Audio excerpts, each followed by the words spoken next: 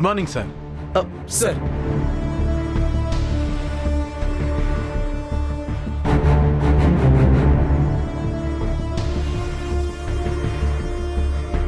Venugopal, sir చెప్పండి sir. నా కోసం ఎవరన్నా ఫోన్ చేశారా? ఒక ఫోన్ వచ్చింది సార్. ఎక్కడి నుంచి? హాస్పిటల్ నుంచి సార్. మీ సార్ ఉన్నారా అని అడిగారు. వీడెవడ్రా బాబు, రోజు ఫోన్ చేస్తున్నాడు.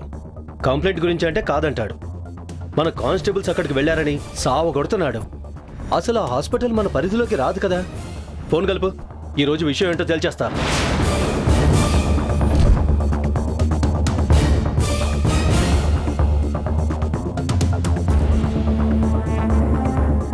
ఎరా, మీరేమన్నా వెళ్ళారా? సార్ మేమెందుకు వెళ్తాం సార్? అయినా అది మన ఏరియా కాదు కదా సార్. అవునా? మరి నేను చెప్పిందేంటి? ఓహో, పరిధి అని తెలుగులో చెప్పానా? సరేరా, నాకు నీ అంత ఇంగ్లీష్ రాదు. Sorry sir. నాకెందుకో మీరిద్దరే వెళ్ళారని డౌట్గా ఉందిరా. సార్ ఫోన్ లిఫ్ట్ చేశారు సార్. హలో, హలో చెప్పు. హాస్పిటల్ సూపరింటెండెంటేనా మాట్లాడేది? హాస్పిటల్లో హాస్పిటల్ సూపరింటెండెంట్ ఉండక పోలీస్ సూపరింటెండెంట్ ఉంటాడా? ఇంతకీ నువ్వెవరో చెప్పు. నేను ఎస్ఐని మాట్లాడుతున్నా. మా కానిస్టేబుల్స్ ఇద్దరు అక్కడికి వచ్చారన్నారు. ఎవరు వాళ్ళు? కానిస్టేబుల్స్ పోలీస్ స్టేషన్కి వస్తారు కానీ హాస్పిటల్కి ఎందుకు వస్తారు?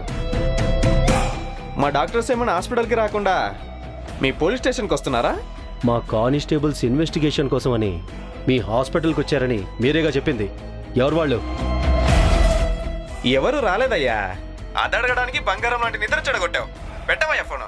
కానిస్టేబుల్స్ ఎక్కడికి వెళ్తున్నారో చూసుకోలేనోడివి నువ్వే మెస్ అయివి. పెట్టు. ఈడియట్, నా ఏరియాలో లేడు కాబట్టి బతికిపోయాడు. లేకుంటే తోలు తీసి ఆరేసేవాణ్ణి.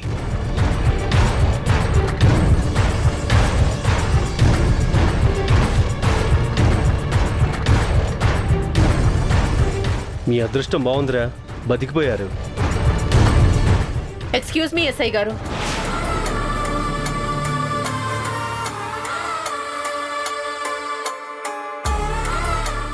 హలో ఎస్ఐ గారు, ఐఎమ్ మృణాలిని, అడ్వకేట్. ఇతను నా క్లయింట్. నమస్తే సార్. అయ్యో మేడం, మీరు నాకెందుకు తెలీదు? రండి కూర్చోండి.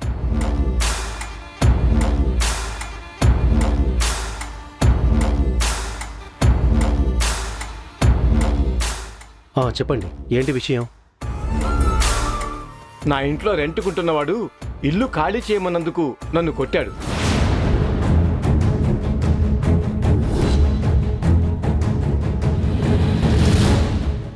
నా మీద హత్యా ప్రయత్నం కూడా చేశాడు సార్. మీరు ఇల్లు ఖాళీ చేయమంటేనే కొట్టాడా, లేదంటే మీరేమైనా బెదిరించారా?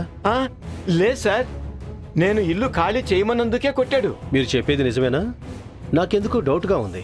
పనిగట్టుకుని మరి పోలీస్ స్టేషన్కి వచ్చి అబద్ధం ఎందుకు చెప్తాడు ఎస్ఐ గారు? సార్ వాడికి చాలా పొగరు. ఎందుకంటే వాడితో పాటు ఓ అడ్వకేట్ కూడా ఉంది. అలా అనుకుంటే మీ పక్కన కూడా అడ్వకేట్ ఉందిగా. ఉన్నారు కదా అంటున్నాను మేడం.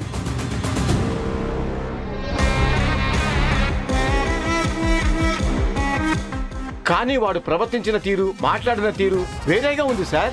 కొంచెం సేపు అక్కడే ఉంటే నన్ను చంపేసేవాడు సార్. ఆ లాయర్ని చూసుకుని వాడు అంతలా రెచ్చిపోతున్నాడు సార్. రౌడీలో ప్రవర్తిస్తున్నాడు సార్.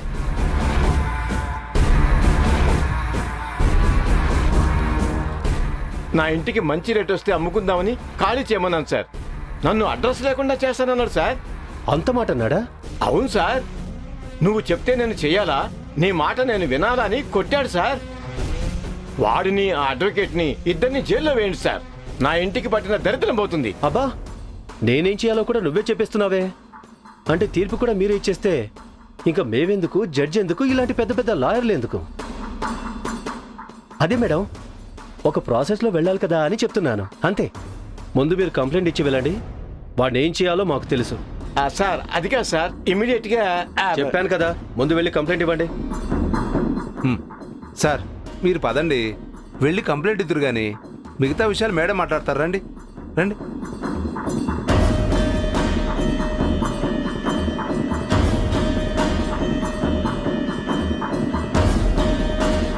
ఎస్ఐ గారు, అతను కంప్లైంట్ రాసేస్తాడు గాని మీరు ఈ విషయం మీద చాలా త్వరగా యాక్షన్ తీసుకోవాలి. వాడిని అరెస్ట్ చేసి తీసుకుని రావాలి. లేదంటే ఆ అడ్వకేట్తో మీకు కూడా ప్రాబ్లం ఉంది. నాకేం problem? Last time SI Gautam కేసులో మిమ్మల్ని క్రాస్ చేసి క్వశ్చన్స్ అడిగిన అడ్వకేట్ ఈ అడ్వకేట్ ఒకరే కాబట్టి.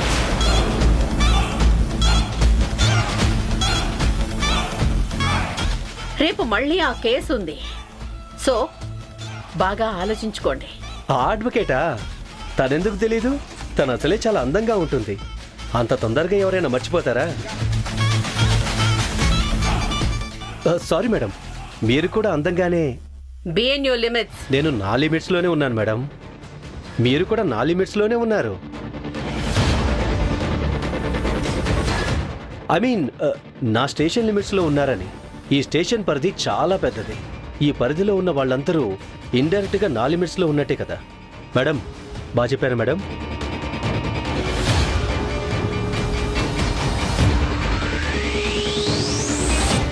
ఆలోచించడం ఎవరైనా చేస్తారు గానీ అనుకున్న దానిని ఆచరణలో పెట్టి చూపించాలి. సార్, మీరు నాకు కావాల్సింది చూసుకున్నారు. మీకు కావాల్సింది నేను చూసుకుంటాను. ఇక మర్చిపోండి. దేని గురించి కాదు సార్, దాని గురించి. ఇంకా మీరు నిశ్చింతగా వెళ్ళండి. ఈ రోజు రాత్రి వాడికి డిన్నర్ పార్టీ ఇక్కడే అరేంజ్ చేస్తాను. ఎట్టి పరిస్థితుల్లోనూ మిస్ అవ్వకూడదు. మిస్ అవ్వను సార్.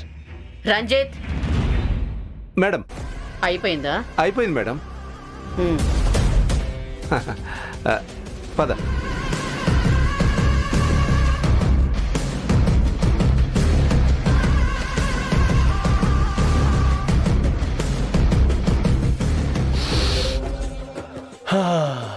డబ్బు వాసన ఎంత బాగుందో.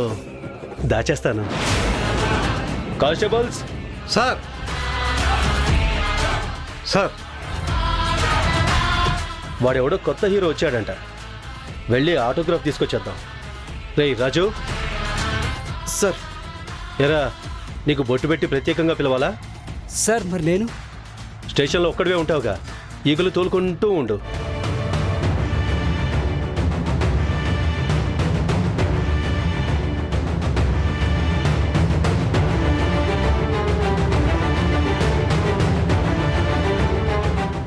వెంటనే విషయం ఝాన్సీ మేడంకి చెప్పాలి.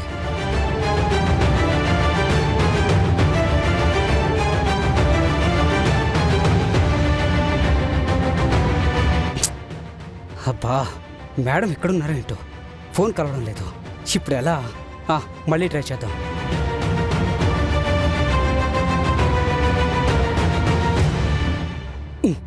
ఛా, మళ్ళీ కలవడం లేదు. ఇప్పుడు మేడంకి ఈ విషయం ఎలా చెప్పాలి?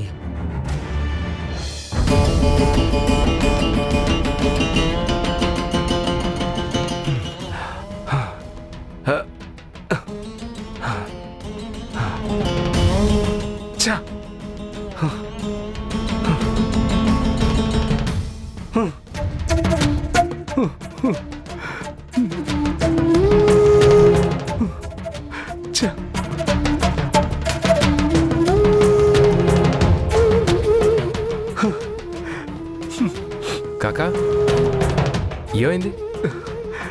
ఎందుకు ఏడుస్తున్నావు? కాకా, ఏమైందో చెప్పు. ఏం లేదు సార్. అరే చెప్పు కాకా, ఎందుకు ఏడుస్తున్నావు? నీ భార్య గురించే కదా? ఎందుకు కంగారు? ఝాన్సీ చూసుకుంటుంది. ఆవిడకేం కాదు. నువ్వు అనవసరంగా కంగారు పడకు. సార్, నేను చేసిన ఒక్క తప్పు వల్ల ఇదంతా జరిగింది. ఒకే ఒక్క తప్పు వల్ల కదా సార్. కాకా, ఇప్పుడు అవన్నీ ఎందుకు? ఏం కాదని చెప్తున్నాను కదా. నీ భార్యని ఝాన్సీ చూసుకుంటానని చెప్తుంది కదా. తన మాట మీద కూడా నమ్మకం లేదా? అది కాదు సార్, నేను డబ్బుకి గడ్డి తిని ఆ తప్పు చేశాను కాబట్టి ఏ తప్పు చేయను మీరు ఈ కేసులో ఇరుక్కున్నారు. నేను అసలు తప్పు చేయకుండా ఉంటే మీరు బాగుండేవారు. నేను ఇంట్లో నా కుటుంబంతో ఉండేవాడిని. ఒక్క అబద్ధం, ఒక్క తప్పు ఎంతమంది జీవితాలు తలకిందులు చేసిందో చూసారా సార్? నేను నా కూతుర్ని కనిపెట్టుకుంటూ ఉండేవాణ్ణి. అదే జరిగినట్టయితే తన ఇంట్లో నుంచి వెళ్ళిపోయేది కాదేమో. నేను ఆ తప్పు చేయకుండా ఇంట్లోనే ఉండుంటే డబ్బుల కోసం నా కొడుకు తన తల్లిని వెళ్ళగొట్టే అవకాశం ఉండేది కాదు సార్. కర్మ ఎవరిని ఊరికే వదిలిపెట్టదు అని అనడానికి నా జీవితమే ఒక ఉదాహరణ. అన్నిటికీ నేనే కారణం. కాకా, అందరూ తప్పులు చేస్తారు, కానీ తమ తప్పులు తెలుసుకొని అవి సరిదిద్దుకున్న వాళ్ళే మంచిగా ఉంటారు. నువ్వు నీ తప్పును తెలుసుకున్నావు, ప్రాయశ్చిత్త పడుతున్నావు, చాలు. ప్రాయశ్చిత్తం పడటం కాదు సార్, ప్రాయశ్చిత్తం చేసుకోవాలనుకుంటున్నాను. రేపది నేను చేసుకుంటాను సార్.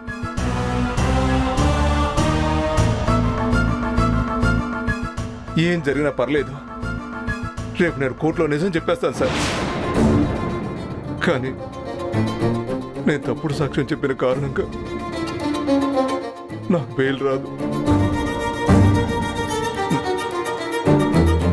అయినా నాకు భయం లేదు సార్, ఎందుకంటే మీరు నిర్దోషిగా బయటికి వెళతారు. మీరు వెళ్ళిన తర్వాత మాత్రం నా భార్యను కొంచెం కనిపెట్టుకుని ఉండండి సార్, ప్లీజ్ సార్. అది అసలే ఒట్టి అమాయకురాలు. కాకా, నువ్వేం దిగులు పడకు. రేపు నీకు కూడా బెయిల్ వచ్చే విధంగా ఝాన్సీతో నేను మాట్లాడతాను. నాకు బెయిల్ రాదు సార్, ఆ ఆశ కూడా నాకు లేదు. నాకు ఒకే ఒక కోరిక సార్, మీరు ఝాన్సీ మేడం కలిసి నా భార్యను జాగ్రత్తగా చూసుకుంటామనే ఆ నమ్మకం ఇస్తే చాలు సార్. ఈ జీవితానికి ఇక అంతకు మించి ఏమీ అవసరం లేదు. సరే కాకా, నీకు మాటిస్తున్నాను. నీ భార్యనే కాదు, నీ కూతురు ఎక్కడున్నా కూడా వెతికి తీసుకొచ్చే బాధ్యత నాది. నువ్వింకేమీ ఆలోచించకుండా, దేవి గురించి దిగులు పడకుండా ప్రశాంతంగా ఉండు. థ్యాంక్ యూ సార్, చాలా థ్యాంక్స్ సార్. మీకు నేను అన్యాయం చేసిన నాకు మాత్రం మీరు మంచి చేస్తున్నారు. మీ రుణం ఎప్పటికీ మర్చిపోలేను. కాకా, పద.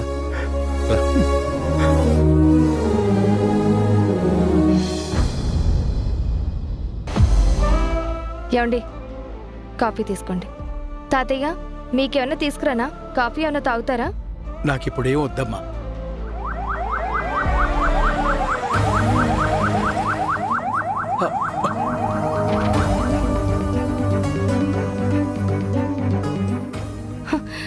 ఏమండి, మీరు లోపలికి వెళ్ళండి, వెళ్ళి దాక్కోండి.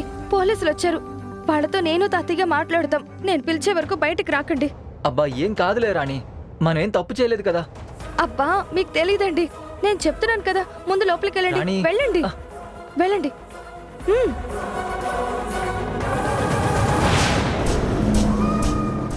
ఏంట్రా, ఇప్పుడు గేట్ కూడా నేనే తీయాలా? నేను తీస్తాను సార్.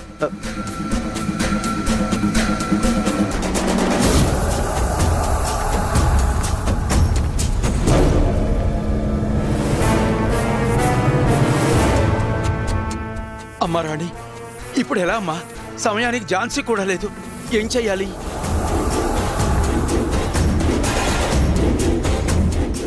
మీరు కంగారు పడకండి తాతయ్య, నేను ఝాన్సీ అక్కకి ఫోన్ చేస్తాను.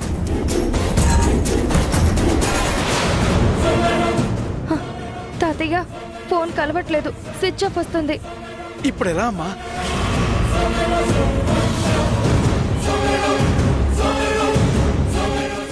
అక్క జడ్జి గారి దగ్గరే ఉందేమో.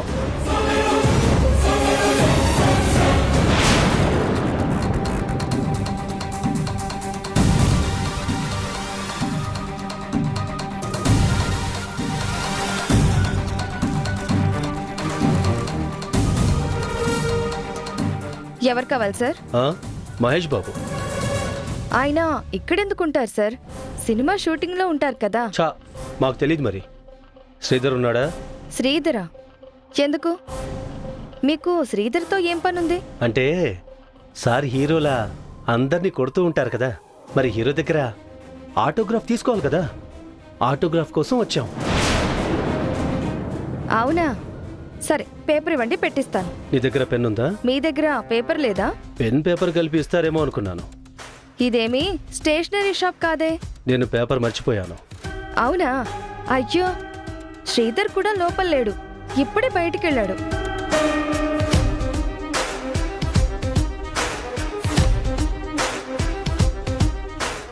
అవునా? లోపలికి వెళ్ళి చూస్తే బయటికి వెళ్ళాడో లేదో తెలిసిపోతుందిలే. రేయ్, వెళ్ళి లోపల హీరో గారు ఉన్నారో లేదో వెతకండ్రా. Okay sir. ఆగండి. ఏంటి, హారతిస్తావా? హారతేంటి, వెళ్ళేటప్పుడు బొట్టు కూడా పెడతాను.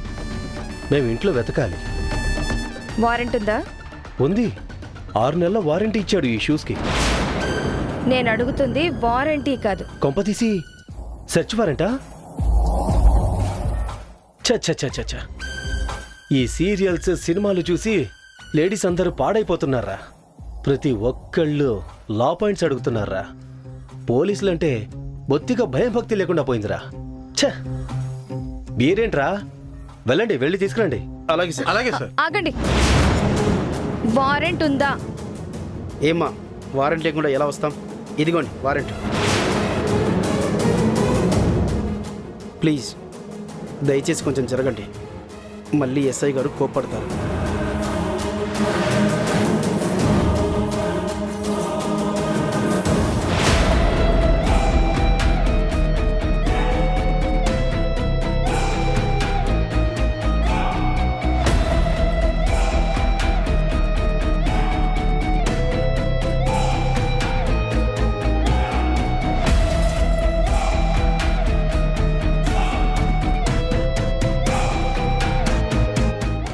ఈ ఇంట్లో ఎవరెవరు ఉంటారు?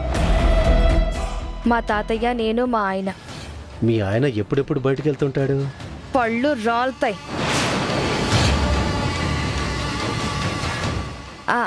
అదే మీ చేతిలో ద్రాక్ష పళ్ళ గుర్తుంది కదా, ఆ పళ్ళు రాలుతాయి అంటున్నా.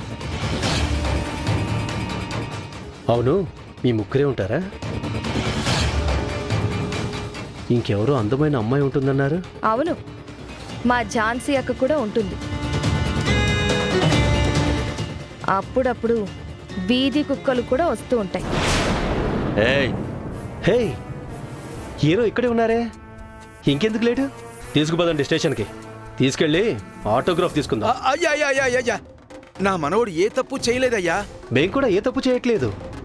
నిజంగానే ఏ తప్పు చేయలేదయ్యా. అవునా? మరి ఇంటి ఓనర్ని కొట్టింది ఎవరు? దేవుడు దిగొచ్చి కొట్టాడా? అయ్యా, కాళ్ళు పట్టుకుంటారయ్యా. ఈ ఏడుపులు ఇక్కడే ఆడవద్దు, ఏదైనా ఉంటే కోర్టులో తెలుసుకోండి. పదండి. ఏమండి, ఆగండి.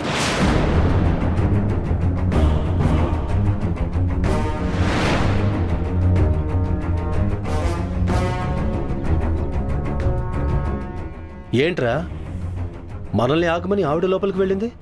మనల్ని అందరినీ వేసేయడానికి ఏమైనా ప్లాన్ చేస్తుందా ఏంటి?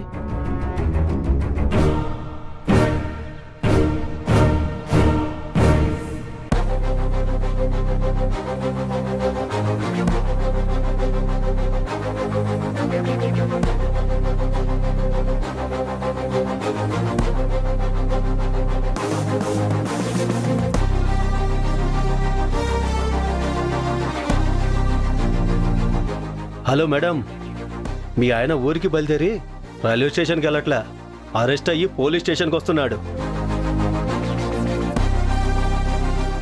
మీ ఆయన ఏదో ఎలక్షన్ నామినేషన్ వేయడానికి వెళ్తుంటే సెక్యూరిటీగా వచ్చామన్న రేంజ్లో బొట్టు పెట్టి బిల్డప్ ఇస్తున్నాం. తెలుసు, అరెస్టే కదా. మళ్ళీ రాత్రికి తిరిగి వస్తాడు, లేదా రేపొస్తాడు. రావడం మాత్రం గ్యారంటీ. వారంటీ గారు.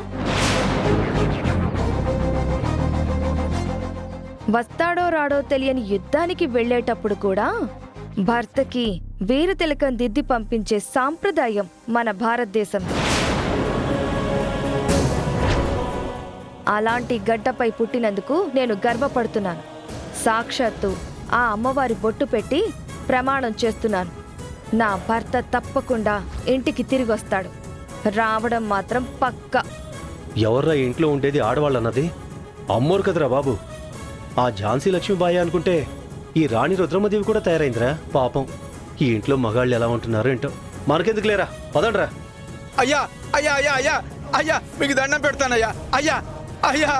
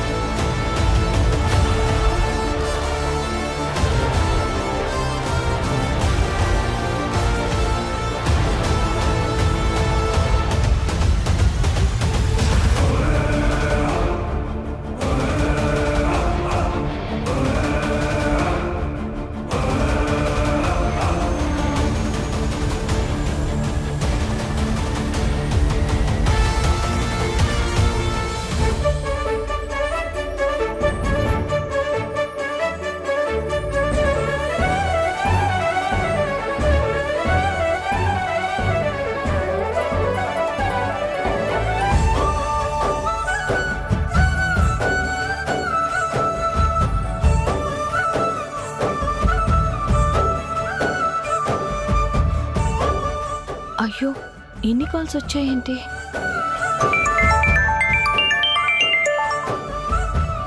హలో, అమ్మయ్యా మేడం, నేను మేడం హెడ్ కానిస్టేబుల్ మాధవ్ని. ఇప్పటికి ఫోన్ లిఫ్ట్ చేశారు. గంట నుంచి ట్రై చేస్తున్నాను మేడం. చెప్పండి మాధవ్ గారు, ఏంటి విషయం? ఇప్పుడు మీరు ఎక్కడున్నారు మేడం? మీరు క్షేమంగా ఉన్నారు కదా? నాకేమైంది? నేను బానే ఉన్నాను. ఎందుకలా అడుగుతున్నారు? అదే మేడం, మీరు ఇప్పుడు రాణి వాళ్ళ ఇంట్లో ఉంటున్నారు కదా, వాళ్ళ ఆయన పేరు ఏదో ఉంది, శ్రీధర్. అతనిపై వాళ్ళ ఇంటి ఓనర్ కంప్లైంట్ ఇచ్చారు మేడం. హత్యాయత్నం కేసు పెట్టాడు. అవునా? అవును మేడం, మీ గురించి కూడా ఏదేదో మాట్లాడుకుంటున్నారు. మా ఎస్ఐ గారు ఆ శ్రీధర్ని అరెస్ట్ చేయడానికి వాళ్ళ ఇంటికి కూడా వెళ్ళారు.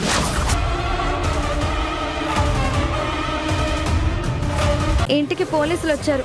ఇప్పుడే ఆయన జీప్లో ఎక్కించుకుని వెళ్లారు. నువ్వేం కంగారు పడకు, శ్రీధర్కి ఏమీ కాదు. ఈ ఇంట్లో ఉండాలి అంటే నాకు నచ్చినట్టు నా ఆజ్ఞ ప్రకారమే ఉండాలి. కాదు పిల్లలు, ప్రేమ, తొక్క, తోటకూర అంటే ఆ పిల్లలతో పాటు నువ్వు కూడా నీ భార్యను తీసుకుని ఇంట్లో నుంచి వెళ్ళిపో. ఆయన మీద నేనెందుకు హత్య ప్రయత్నం చేస్తాను? నాకేం అవసరం? ఏంట్రా నోర్లేస్తోంది? నువ్వు ఇలా చెప్పవురా, నా స్టైల్లో చెప్పిస్తా. చెప్పు.